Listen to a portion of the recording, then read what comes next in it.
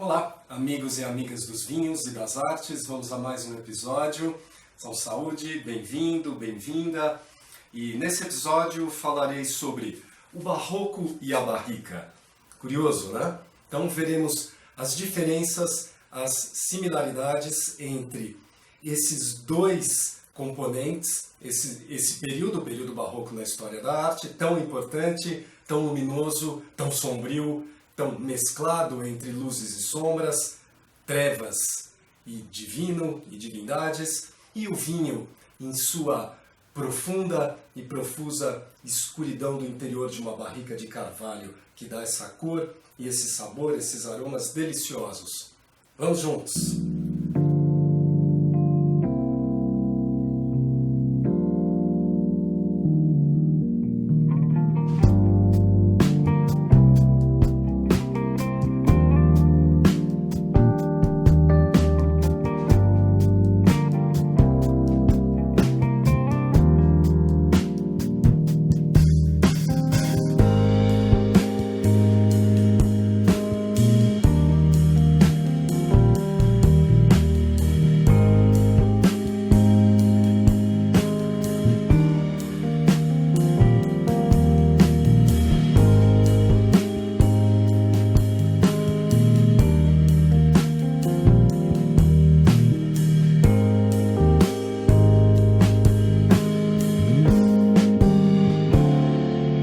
Você que já me conhece, que vem acompanhando o canal, que está acompanhando os episódios dessa série Vinho com Arte, muito obrigado, agradeço a sua presença, continue participando. E para você que não me conhece, meu nome é Márcio Petroni, eu sou artista plástico e um enófilo. Então vocês podem assistir um dos primeiros episódios que eu publiquei dessa série, falando das diferenças do enólogo, do enófilo e do sommelier, ok? Então, venho trabalhando com artes plásticas e música, sou professor de música também há mais de 30 anos e um apaixonado por todas essas matérias tão saborosas e envolventes.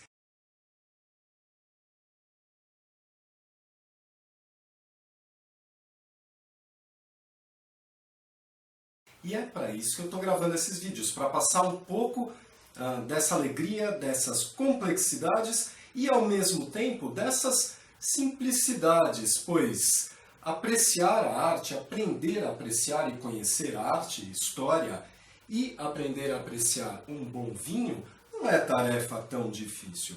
Beber um vinho é uma tarefa fácil, pois é uma bebida, uma vitamina, um elixir que desenvolve as nossas capacidades internas, não só culturais, intelectuais, e faz bem para a saúde, para o coração, para as artérias, devido aos seus polifenóis.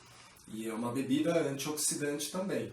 Então não tem dificuldade nenhuma disso. Porém, quando vamos elaborando as coisas, tanto a arte quanto o vinho, podemos chegar a patamares realmente minuciosos, interessantes, profundos, complexos. Aí vai depender da sua vontade, do seu fôlego interno, da sua disposição. Se você valoriza mais as minúcias e as complexidades ou não. Então tem para todos os gostos, tem para todos os olhos, todos os ouvidos, e barroco são para todos os olhos e ouvidos, porque estamos falando de luz e sombra, de chiaro oscuro. O chiaro oscuro do grande pintor Michelangelo Merisi di Caravaggio. Por que de Caravaggio? Porque ele nasceu nessa pequena localidade da Lombardia, então por isso ficou tão popularizado o seu nome como Caravaggio. E em todos esses episódios sempre haverão obras minhas aqui, na profusão, na bagunça do meu ateliê, e sempre variadas, trabalho com algumas técnicas, minhas obras estão à venda, não só por encomenda, como obras prontas, então convido-os a verificar e terei prazer de lhe entregar uma obra, caso lhe interesse. Dessa vez, como esse episódio é focalizado para a barrica e para o barroco, deixei alguns exercícios aqui atrás de pinturas monocromáticas, né, que estão muito associados ao marrom, ao castanho. Né? Então a pintura do Renascimento, a pintura do barroco, ela era feita com fundo de terra, depois com uma grisalha de preto e branco por cima, que traz um pouco de luminosidade devido ao branco. Então, tem a parte escura da Terra e tem a parte dos claros, dos brancos. Mas é evidente, na época não havia uma profusão, não havia indústria, né? Não havia uma profusão industrial de pigmentos super elaborados, como são, por exemplo, o azul de cobalto, o alizarin crimson, pigmentos de última geração, que foram feitos de 1850 para cá, com os desenvolvimentos da segunda revolução industrial, okay? Com características de acuidade química e física, com testes de luz e todos esses desenvolvimentos que são características do período moderno, né? E da nossa contemporaneidade. Então, naquela época, eles trabalhavam de uma forma muito limitada em relação aos pigmentos. Não por isso deixaram de chegar a resultados espetaculares artísticos. Então, eu escolhi essa série de obras aqui atrás, que tem a ver, são exercícios que têm a ver com o período barroco, anatomia, claro e escuro, né? O claro e o escuro, o divino e o profano. Então, todas essas características são condições do barroco. E para falar do barroco e da barrica, vamos entender um pouco desses dois componentes, desses dois períodos, né? Não deixa de ser a barrica um período, pois o vinho passa um período de tempo no interior dessas barricas, tá bem? Então, período barroco. Vamos voltar um pouquinho na Idade Média. Então, a Idade Média é considerada a Idade das Trevas, né? Claro que tem trevas em qualquer período histórico, onde há guerra, onde há peste, onde há fome, onde há vírus, bactérias, em aglomeração, em circunstâncias que causam grandes sofrimentos numa sociedade, numa população, vira trevas. Então, a Idade das Trevas não foi tanto trevas, né? Claro que houveram coisas interessantíssimas na Idade Média, houveram profusões, até mesmo a polêmica das Cruzadas, que levou tanta guerra, tanta destruição, tanta morte, tanta barbaridade aos territórios do Oriente Médio, ali, né, onde eles tentavam invadir regiões e trazer conteúdo, né, desses povos que eram muito mais avançados em tantos aspectos, né? Devemos sempre lembrar que a cultura da Europa, do continente europeu, ela é proveniente do conhecimento dos egípcios, posteriormente dos gregos, que se serviram da cultura e da inteligência dos egípcios, dos árabes, que tinham fórmulas matemáticas muito desenvolvidas, e o período gótico tem muito a ver com esse conhecimento das fórmulas matemáticas trazidas nas cruzadas, de pensadores, de matemáticos, de filósofos, de cientistas que viviam no Oriente Médio, que viviam no Egito, que viveram na Grécia e que fizeram muitos conhecimentos elaborados. E isso deu um impulso a todo o desenvolvimento, não só artístico, como arquitetônico da Europa. Então, isso estamos falando ali das cruzadas, século XI, século XII. Então, nesse período, houve uma profusão de a igreja sair um pouco daquele lugar escuro, daquela arquitetura românica fechada, daquelas fortalezas que eram as igrejas. E por que as igrejas eram fortalezas, verdadeiras fortalezas? Devido às guerras, os saques, aos refúgios de um feudo, de uma população que se abrigava no interior de uma igreja. E aonde os padres, os monges, estavam enclausurados estudando. Então foi uma época muito introspecta da religião oriunda da apostólica românica, do catolicismo, né? Então as igrejas eram nessas circunstâncias. Depois das cruzadas, começou a se desenvolver o período gótico. E o gótico, as igrejas começaram a se verticalizarem devido aos conhecimentos matemáticos e arquitetônicos trazidos nas cruzadas dos arquitetos do Oriente, okay? Do Oriente Médio, e ali daquele pedaço que muito interessava aos burgueses europeus, não só como comércio, como exploração. Então, nesse período que foram chegando coisas para a Europa, foi-se pensando em desenvolvimentos. Desenvolvimentos de sair de uma agricultura que já estava estagnada e atrasada e precisava se plantar mais para alimentar mais, pois a população cresceu e crescia rapidamente. Isso também fazia com que as cidades começassem a receber mais fluxo de pessoas que não conseguiam mais trabalhar e permanecer nos feudos. Então é muito interessante nesse período como falam, a Idade Média é uma idade estagnada e tal. Não, não é. Nenhum período da história foi estagnado. As mudanças, evidentemente, eram mais lentas, não são como são as mudanças hoje. Não é que uma bolsa de valores muda o mundo em minutos, ou mesmo um vírus, né? Como estamos passando ainda nesse período.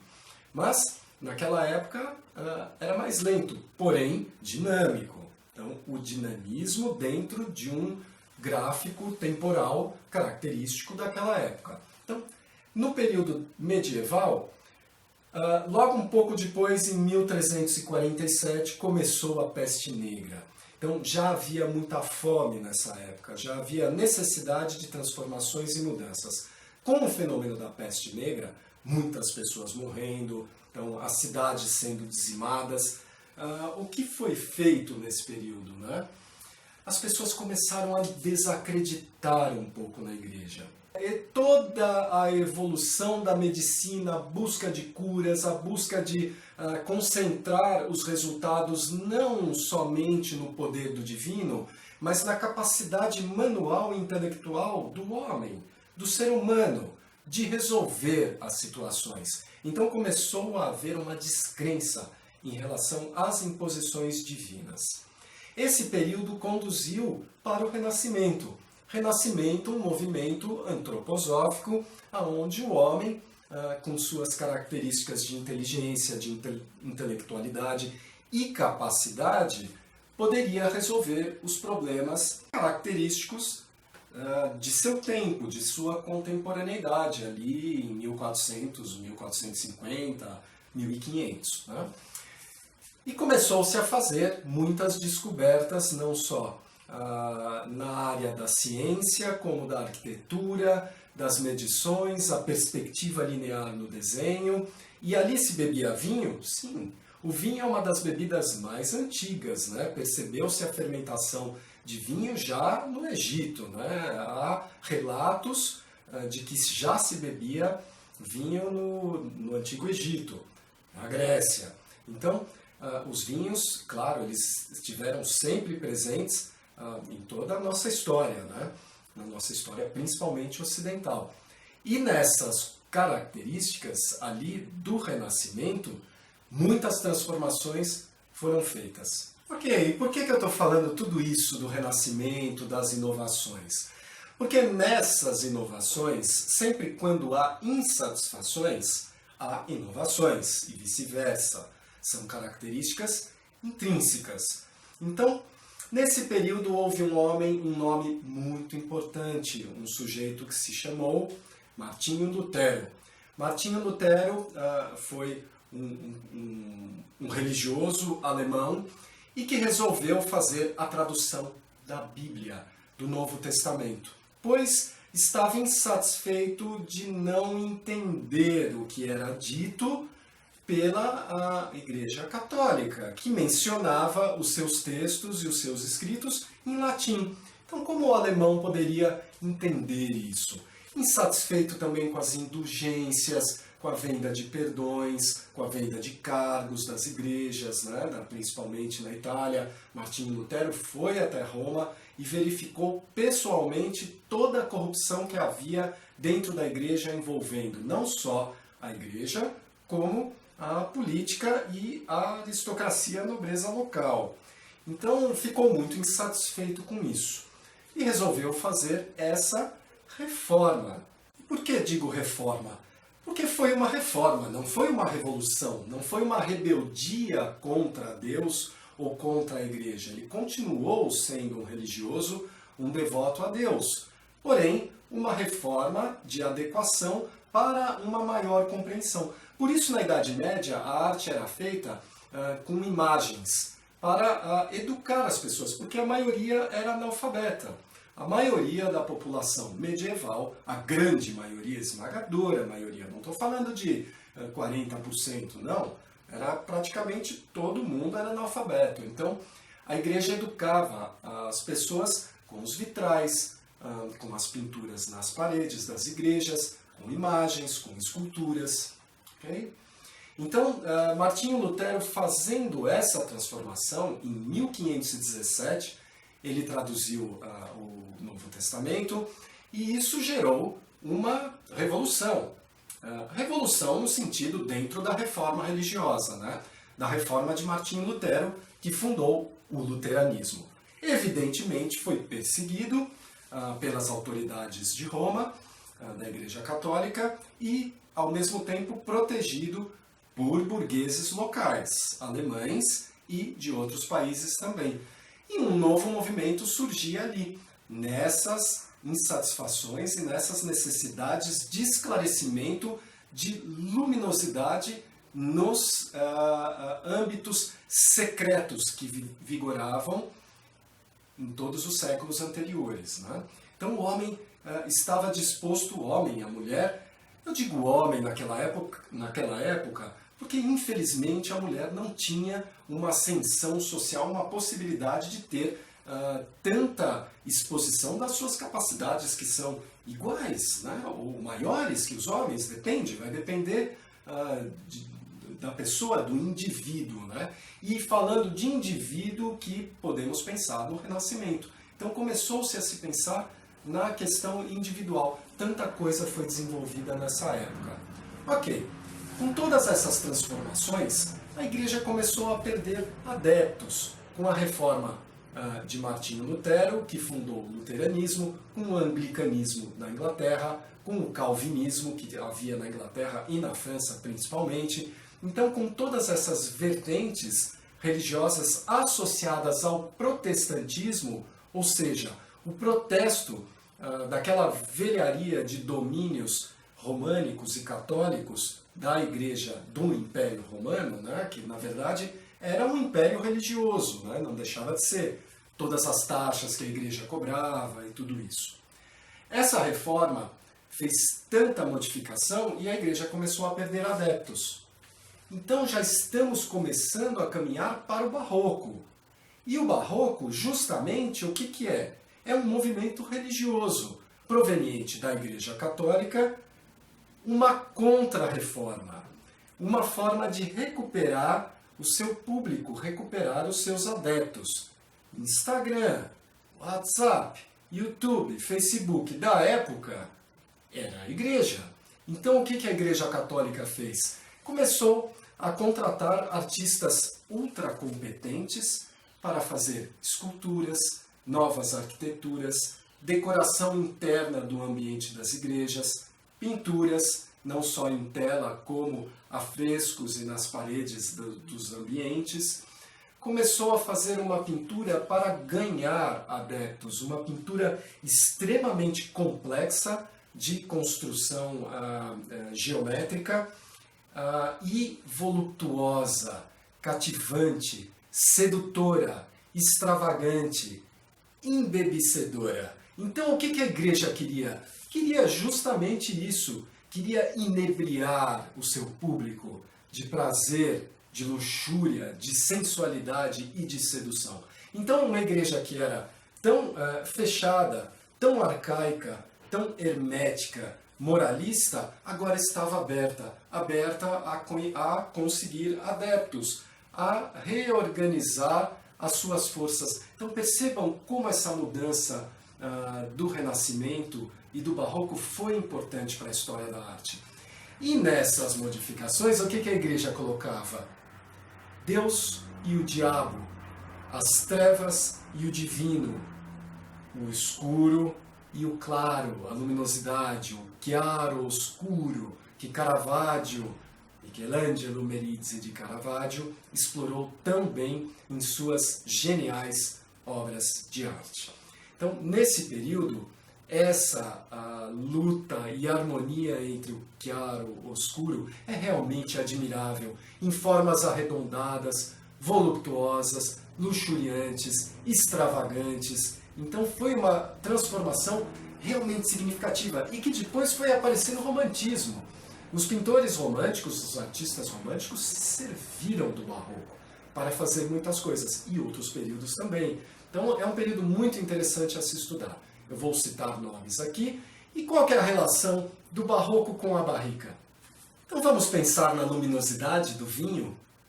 O vinho, ele é frutado, porque é uma fruta macerada.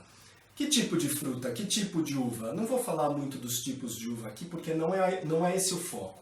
Há muita complexidade e há muita variedade. Mas vamos pensar em uvas mais estruturadas e uvas menos estruturadas, ou seja, mais fortes no tanino, nas antocianinas, que são as cores, a casca da uva, fazem um vinho evidentemente mais alcoólico e mais forte. E uma uva mais levinha, como por exemplo a Pinot Noir, que faz um vinho mais delicado, que pode ser muito elegante e muito aromático, entre os melhores vinhos do mundo, ok?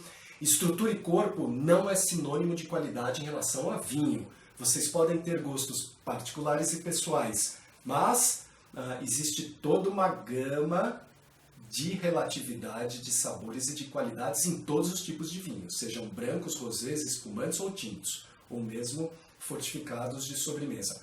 Muito bem, nessa gama de luminosidade e de profundidade, o que seria um vinho luminoso? Um vinho frutado, um vinho vivo, onde a uva é macerada e são presentes ali os aromas, a jovialidade da uva, a exposição da uva, como se fosse um adolescente, uma adolescente. Toda a beleza está ali. Não há o amadurecimento, não há o envelhecimento. Aonde será feito o amadurecimento do vinho e o envelhecimento?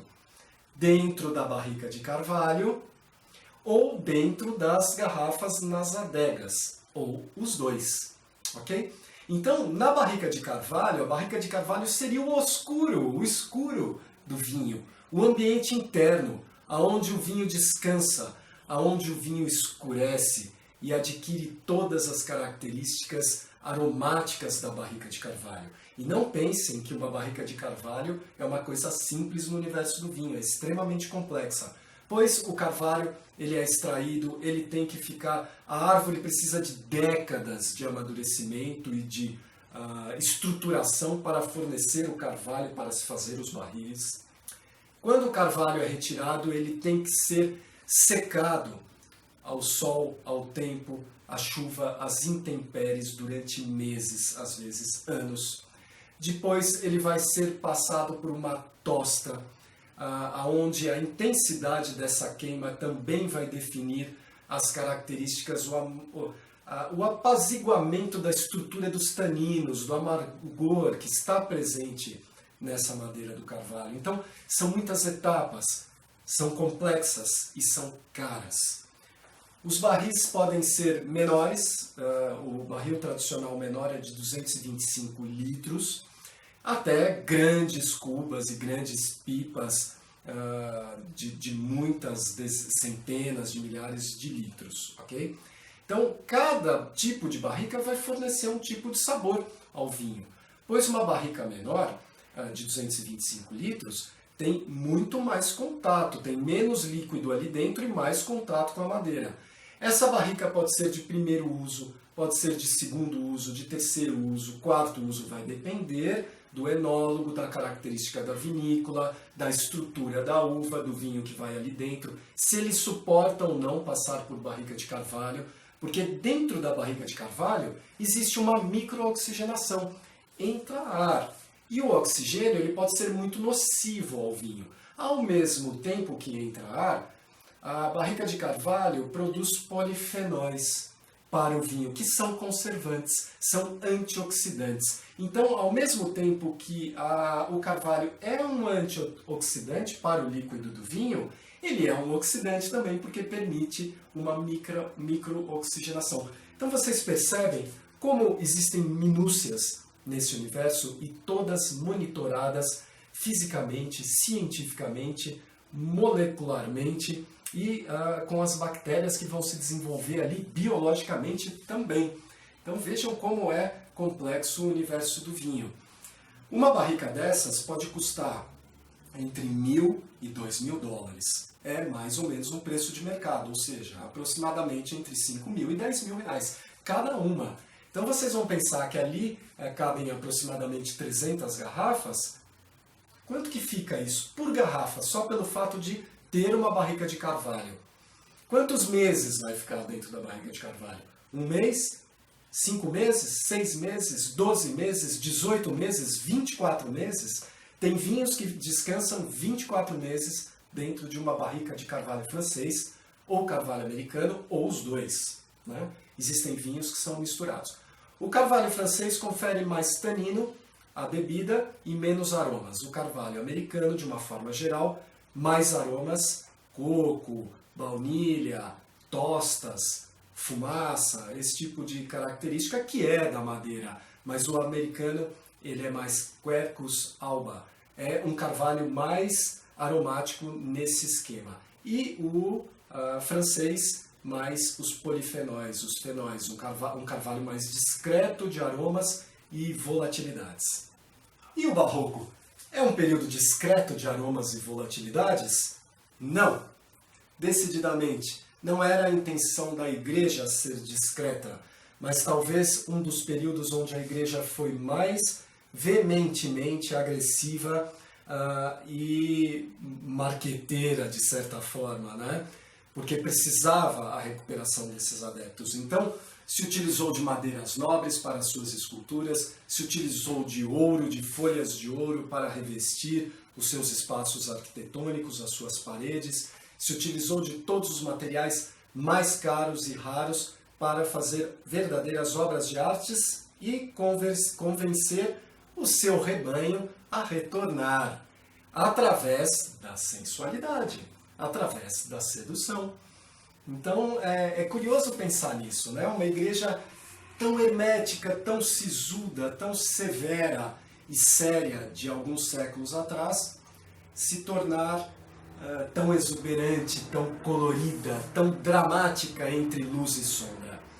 Então no vinho, no universo dos vinhos, existe também essa dramaticidade entre a luminosidade da fruta, de um vinho frutado que não passa pelo escuro da barrica de carvalho, e o vinho que recebe toda essa profundidade, essa concentração de aromas característico do ambiente escuro do interior de uma barrica de carvalho. Um ambiente onde o oxigênio é mínimo, porém fundamental. Então, onde há trevas, a luz deve aparecer. Então, o que quer dizer isso no universo do vinho? Um vinho não pode perder o seu frutado, não pode perder as suas características que são da sua matéria-prima, de suas uvas, devido a muito tempo de escuridão, que pode ir apagando essa luminosidade, esse frescor, essa intensidade da fruta. Então, o interessante é a harmonia entre o escuro, o abaunilhado, os aromas terciários que o amadurecimento e a barrica de carvalho podem gerar no vinho e a manutenção de sua jovialidade, de sua fruta, de seus aromas, de suas características oriundas de sua matéria-prima. Então, a harmonia entre esses componentes é a busca de todas as vinícolas, de todos os enólogos e de nós, enófilos, que compramos e bebemos esses vinhos. Porque quando encontramos um vinho que tem aquele aroma, aquele sabor, aquela estrutura da madeira, da barrica de carvalho, mas ao mesmo tempo mantém a intensidade do vigor de suas frutas, a sua luminosidade, então ali está feito o drama, ali está feito o chiaroscuro, ali está o barroco. Então, como nas obras de arte barroco. Então vamos pensar em alguns artistas do barroco. Rembrandt foi um dos maiores artistas dos Países Baixos, tal como Johannes Vermeer, um artista de poucas obras e muito valiosas, não muito grandes, magníficas. Lorenzo Bernini. Então, Gian Lorenzo Bernini é um escultor, pintor, arquiteto, um gênio, realmente um gênio italiano e que enriqueceu muito o período barroco. Francisco Zurbarán, Peter Paul Rubens, Caravaggio, o barroco na música também, tão importante, tão belo, tão bonito, a música de Johann Sebastian Bach, a música de Handel, a música de Vivaldi, né? A música de Tartini, de Albinoni na Itália, então, que fizeram obras tão incrivelmente saborosas, as suas polifonias misturadas, o início da ópera no barroco.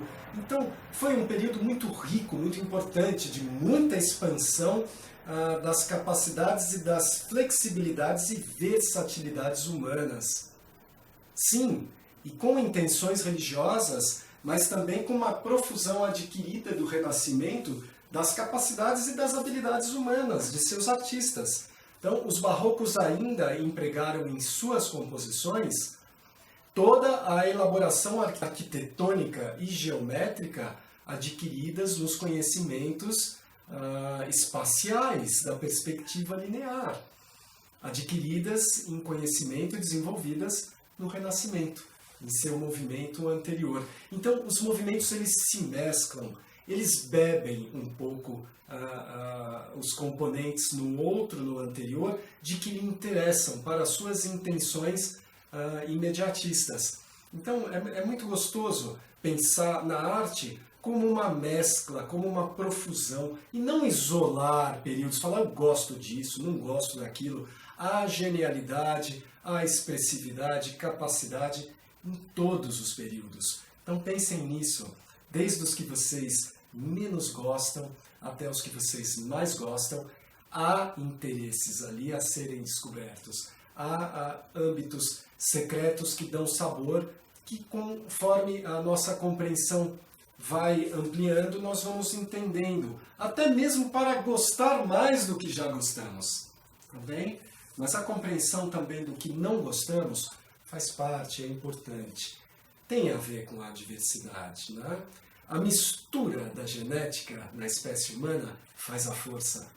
Então, todos esses artistas com uma obra de junção de praticamente todas as habilidades técnicas e visuais aplicadas num trabalho com sensualidade, com volumes, muito interessante. Trabalharam a favor da igreja? Sim. Porém, devemos pensar que tanto os barrocos venezianos, Veneza, Porto, e holandeses, Porto, né? Dos portos da Holanda, na época, eram muito ricos, dali veio a Bolsa de Valores, né? Então, ali eles trabalhavam mais para os comerciantes. Eles não eram tão impostos aos vigores e às determinações da igreja, porque eles tinham para quem vender as suas obras. Então, Tiziano, em Veneza, vendeu as suas obras para os ricos burgueses de sua região. E Rembrandt também. Então, não eram tão dependentes das imposições religiosas da época, né? Então, isso tudo é muito curioso de se observar, né? E essa comparação com a barrica, com o vinho, de levar a mistura da luz, do chiaro e do escuro, né? Dentro dessa bebida mágica. Então, há luminosidade no vinho. Se não houver luminosidade, se não houver fruta, é porque o escuro da barrica foi exagerado. Então, a vinícola perdeu a combinação e a estrutura. O enólogo não foi capaz o suficiente de falar, não, chega de barrica, vamos engarrafar e vamos para o mercado, né? E, ao mesmo tempo, essa dosagem, aonde há trevas, há luz. Porque se não pudermos enxergar minimamente as trevas, não há luz. E vice-versa. Então, o chiaro e o escuro, o equilíbrio de luz e sombra, o drama, o contraste, é que faz o interesse da arte. É que faz a dramaturgia, que faz uma boa peça de cinema, de teatro, um prato de equilíbrio gastronômico, um bom vinho. Então, o contraste e a harmonia tem muito a ver com a busca. Claro que temos períodos que são desarmônicos devido a pestes, devido a guerras e tudo mais. E hoje vivemos uma desarmonia também contemporânea, proposital, por busca, né? Buscamos muito o feio, a desarmonia, a desestruturação, a destituição de muitos valores importantes, como, por exemplo, o belo. Bom, mas aí são questões do contemporâneo, que tem o seu significado e a sua significância. E no universo dos vinhos, a barrica, tudo tem os seus modismos também, né?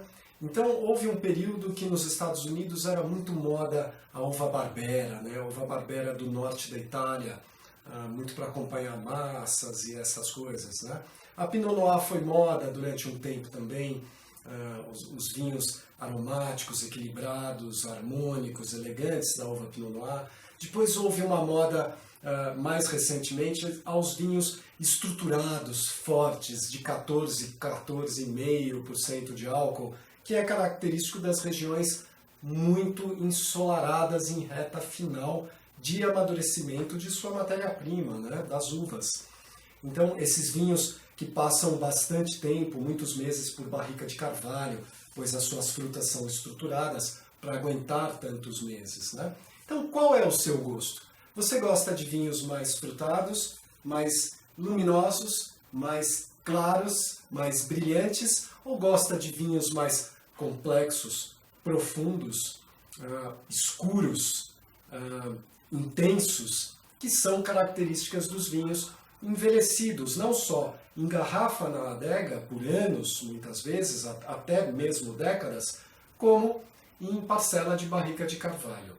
Uma vez o vinho sendo retirado, seja de cubas de aço inox, ou mesmo barricas de carvalho, e colocado dentro da garrafa, que é um ambiente, deve ser um ambiente anaeróbico, sem oxigênio, aí não mais deverá haver oxigênio, até que a garrafa seja aberta e esse vinho consumido em sua totalidade o mais rápido possível.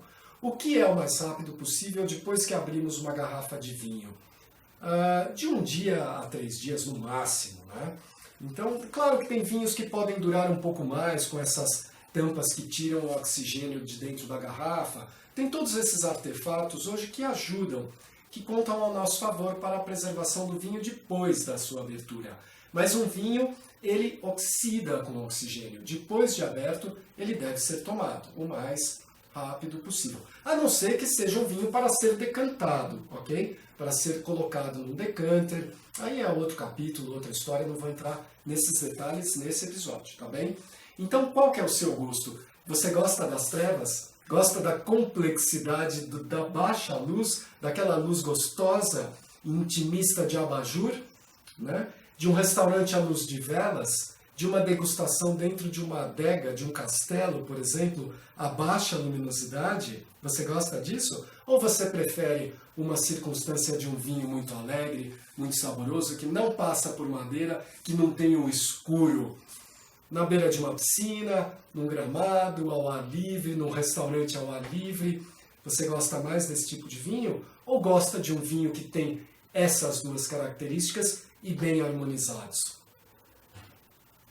Na pintura também há de tudo isso, né? Se formos pensar no período impressionista, o período impressionista é de grande luminosidade, né? De busca de compreensão científica, tecnológica das cores, a impressão de luz, né? Então, um período muito colorido, muito alegre. O orfismo, né? O orfismo já fazendo parte do modernismo, um período onde se buscava muito as cores. Até mesmo o pontilhismo, que se utilizava das cores, né?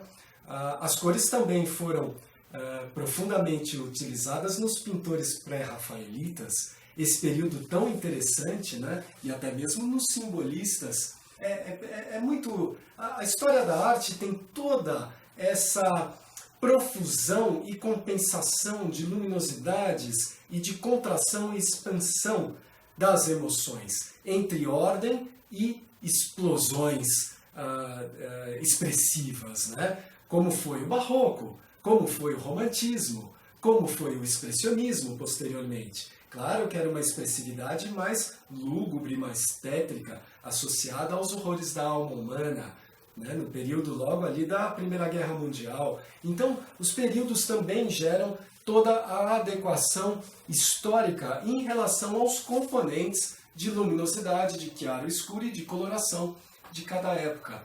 Então, é muito gostoso pensar nisso, nessa relação. Se possível, para nós todos, podemos compreender essas gamas todas, esses períodos todos, e mesmo os vinhos. Saborear, aprender a saborear e a compreender, independentemente de ter mais informação ou menos informação, mas aprender a gostar das variedades que existem entre o claro e o escuro desses vinhos e dessas obras de arte, tá bem? Então, muito obrigado pela presença até aqui, se você está aí. Saúde, muita luminosidade e aproveitamento dos meios tons e das meias luzes, pois uma luz de vela e um bom abajur também gera climas muito interessantes para o nosso bem-estar. Saúde e até o próximo episódio. Grande beijo, grande abraço.